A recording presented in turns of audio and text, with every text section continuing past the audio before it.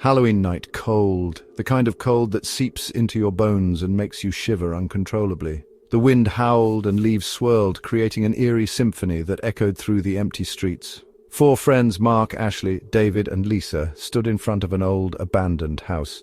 The house loomed over them, its windows like dark, empty eyes. "Dare you to go inside," Mark said, his breath a cloud in the cold air, his eyes gleamed with mischief. "Double dog dare." Ashley shivered, pulling her jacket tighter around her. The house seemed to whisper secrets only she could hear. "It's haunted." She whispered, her voice barely audible over the wind. "Chicken." David taunted, a smirk playing on his lips. Lisa, usually the brave one, felt a shiver crawl down her spine. The house seemed to be watching them. "Let's just summon Bloody Mary," she said. The air grew cold, a twig snapped.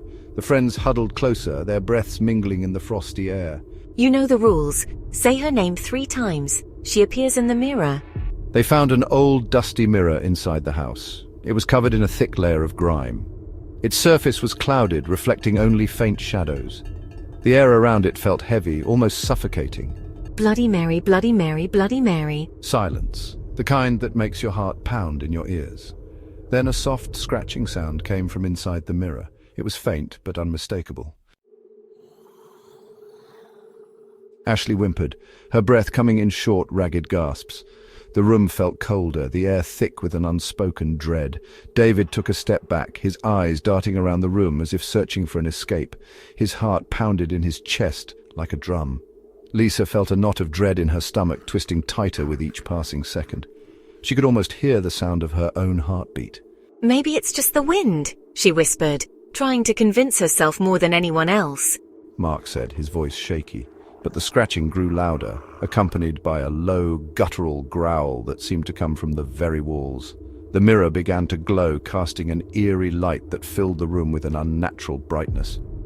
The reflection in the mirror was no longer their own. It twisted and morphed into something unrecognizable.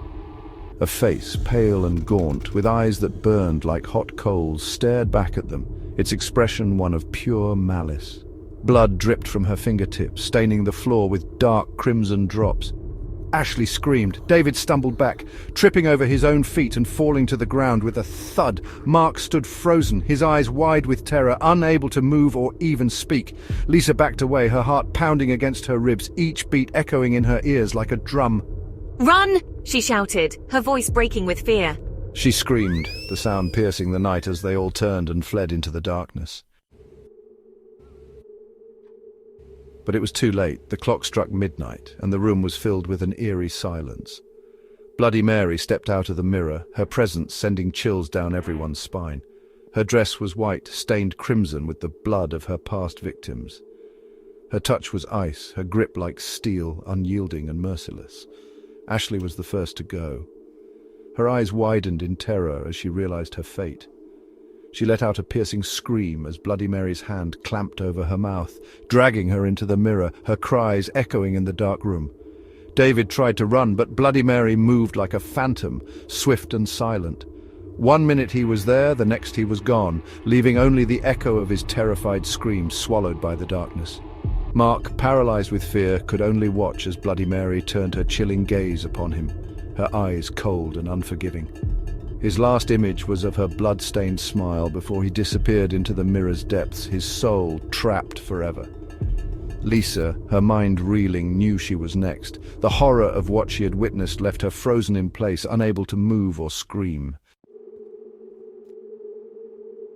She ran through the dark house, her breath catching in her throat. She could hear Bloody Mary's chilling laughter echoing behind her. Lisa burst out of the house into the cold night. She didn't stop running until she reached her home, her safe haven. The next morning, Lisa's mother found the abandoned house. The mirror lay shattered on the floor, reflecting only fragments of the room, and trapped within one of those fragments, Lisa's mother saw a face, Eric's face. His eyes, wide with terror, stared out from the cold, broken glass. He was trapped, forever caught in Bloody Mary's deadly game.